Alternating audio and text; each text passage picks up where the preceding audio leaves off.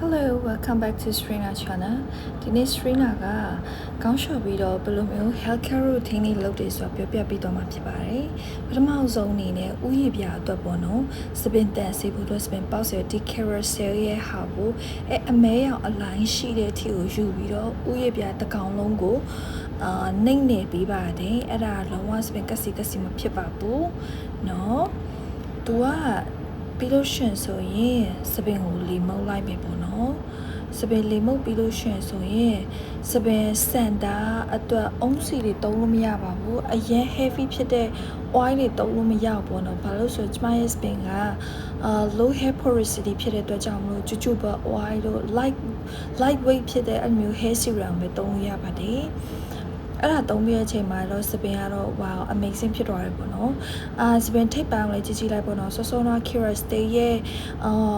hair serum သုံးထားပြီးမှလည်းကစီဖြစ်နေရမျိုးမဖြစ်ပဲနဲ့